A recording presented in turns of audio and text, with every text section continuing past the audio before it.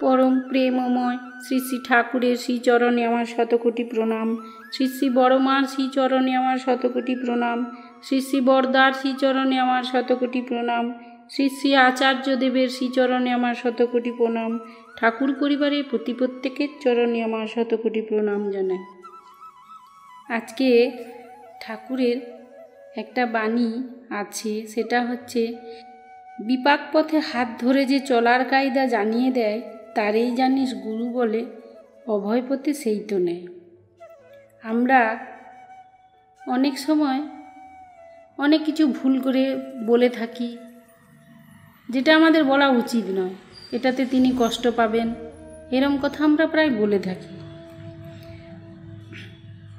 আমরা তাই খেয়াল মাফিক চলি। এই খেয়াল মাফিক চলতে চলতে আমরা প্রায়শই বেঘরে পড়ে যাই। আমাদের যে এই মনের বিভিন্ন রকম ভাব যেটা নিয়ে আমরা চলি, সেটাই আমাদের ভাষা ও আচরণ হয়েই ফুটে বেরোয়। আচার্যদেব বলছেন, আমরা যারা বিশেষ করে ঠাকুর নিয়ে চলি আমাদের নিজেদের অন্তর্জগতে, তাই এই প্রশ্নটা সকলেরই থাকা দরকার যে মনের ভিতরের যে ভাবগুলি বাইরে আচরিত হচ্ছে, সেই ভাব কি সবসময় ঠাকুরের মতো হচ্ছে? তাই ঠাকুরের প্রতি অগাধ বিশ্বাস যদি কারো থাকে, তাহলে তার চলাটা নিরবচ্ছিন্ন একমুখী গতিতে চলবে। পরম দয়াল যখন আমাদের তাঁর চরণে আশ্রয় দিয়েইছেন, আর তাঁর দয়া যদি আমাদের একান্তই কাম্য হয়, তবে বিনয়িত বৈধি চলনের ভিতর দিয়েই তা আমাদের পেতে হবে। তাই আমাদের চলা বলা করা সবই তার বিধিমাফিক হওয়া দরকার।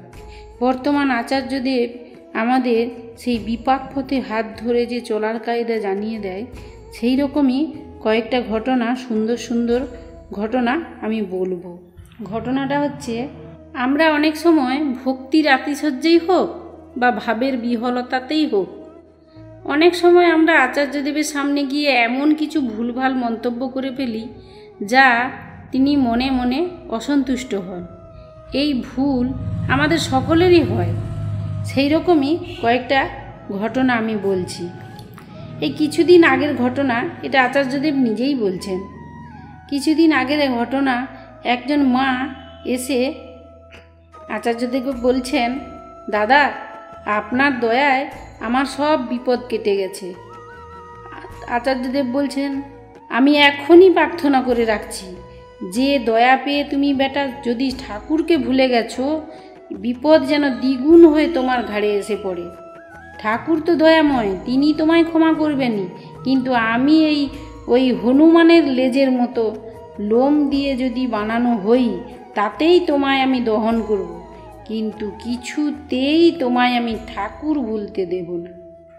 তাই তিনি আমাদের ধরিয়ে দিলেন কত সুন্দর করে যে এইভাবে বলতে নেই, ঠাকুরকেই মুখ্য করে চলতে হয়। আবার একবার ভক্ত দাদা পরম পূজ্যপাদ শ্রী শ্রী আচার্যদেবের কাছে গিয়ে নিবেদন করলেন, আজ্ঞে আপনি দয়া করে যদি আমাদের মন্দিরে পদধূলি দেন। এই কথা শুনে আচার্যদেব ভীষণ ক্ষুব্ধ হলেন। তিনি বললেন, আমরা সবাই ঠাকুরের সেবক, কোনো সেবক তার প্রভুর মন্দিরে কিভাবে পদধূলি দেয়? দেখুন কত সুন্দর করে বোঝালেন, আর আমাদের কত বড় ভুল কথা তিনি ধরিয়ে দিলেন। আবার একবার আচার্যদেবের কাছে প্রার্থনায় যোগ দিতে তিনি আচার্যদেব যাচ্ছেন, সদল বলে হেঁটে যাচ্ছেন। ঠাকুরবাড়ি গেটে ঢুকার মুখে সেখানে দাঁড়ানো সিকিউরিটি গার্ড সকলের উদ্দেশ্যে তখন বলে উঠলেন, সরে দাঁড়ান, সরে দাঁড়ান, মালিক আসছেন। আচার্যদেব হঠাৎ দাঁড়িয়ে পড়লেন। সেই সিকিউরিটি গার্ডকে ডেকে বললেন, কি বলেছিলেন আপনি? তিনি বলছেন, আগে সবাইকে সরে যেতে বলেছিলাম। না, তার আগে কি বলেছিলে? তখন তিনি বলছেন, আগে আমি বলেছিলাম মালিক আসছে। তখন আচার্যদেব তাকে বুঝিয়ে বলছেন, তিনি দৃঢ়ভাবে বলছেন, শোনো, এখানে যা যা দেখছো সব কিছুর মালিক একমাত্র ঠাকুর। আমরা সবাই তার দাস, তার সেবক, তার বাড়িতে আমরা আছি, তাই এইভাবে কখনো বলো না। আবার একবার একজন মা এলেন আচার্যদেবের কাছে। তার স্বামী খুব অসুস্থ।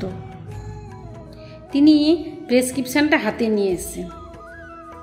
তার আশাতে আচার্যদেব বলছেন, তার আশাতে আমার কোনো অসুবিধা নেই। এই গল্পটা আচার্যদেব নিজেই বলছেন, তার আশাতে আমার কোনো অসুবিধা নেই। কিন্তু আসল অসুবিধাটা তার মনে। তিনি ভাবছেন তার স্বামী চলে গেলে তার জীবনটা কী হবে, এইটাই তাকে আতঙ্কিত করে তুলেছে। তাই তিনি কাঁদছেন। তার ধারণা আমার হাতে ওই প্রেসক্রিপশানটা ধরিয়ে দিলেই বুঝি তার স্বামী বিপদমুক্ত হয়ে যাবেন। তাহলে ওই মুহূর্তে আমি তার মনে কোনো এক আকাশের ভগবান হয়ে গেলাম। আকাশে কোনো ভগবান থাকেন না।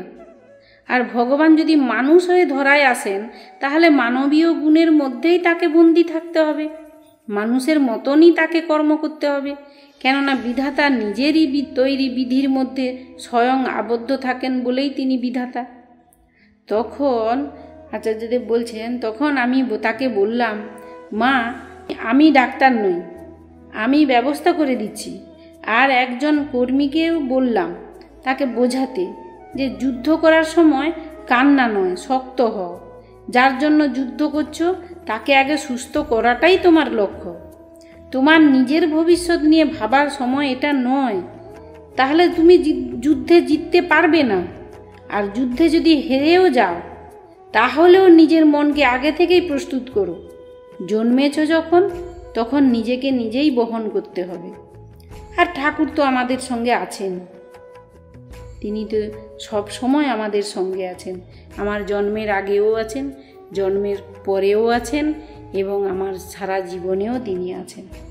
এইভাবে তিনি আমাদের বুঝিয়ে দিলেন যে কিভাবে কথা বলতে হয়, আমাদের কেমন করে আচার আচরণ করতে হয়, কেমন করে চিন্তা ভাবনা করতে হয়। আমাদের এই চিন্তা ভাবনাগুলো মানুষের প্রতি কীরকম হবে। আমাদের আত্মীয় স্বজন অসুস্থ হলে আমরা কি চিন্তা ভাবনা করব, তিনি খুব সুন্দর করে আমাদের বুঝিয়ে বললেন। তাই আচার্যদেবের সমস্ত কথা আমাদের মেনে চলাই উচিত। আচার্যদেব বলেন, যেখানেই থাকেন, যাই করেন, সবাই আনন্দে থাকেন। যিনি নুন ভাত খান, তিনি নুন ভাতেই আনন্দে থাকেন। যিনি রাজার হালে থাকেন, তিনি স্বয়ং রাজার হালেই আনন্দে থাকবেন। যেখানেই আমি থাকি না কেন, সেখানেই আমি পূর্ণ আছি। এই বোধ যার আছে সেই সুখী, তাকে নিয়েই আমাদের সুখ। তার আদেশ নির্দেশই আমাদের পথ চলা। পূজনীয় অবিন দাদাও বলেন, মানুষের বয়স বাড়লে বা চুল পাকলেই বুড়ো হয় না। মানুষ বুড়ো হয় তখনই যখন সে শেখা ছেড়ে দেয়। তাই শেখার কোনো বয়স নেই, শেখার কোনো শেষ নেই। আমাদের সারা জীবন এইভাবে তাদের কাছ থেকে অনেক কিছু শিক্ষার আছে। প্রতি মুহূর্তে আমাদের চলা বলা করায় অনেক ভুল আছে, যেটা তিনি ধরিয়ে দেন আমাদের হাত ধরে। তাই তিনি আচার্যদেব।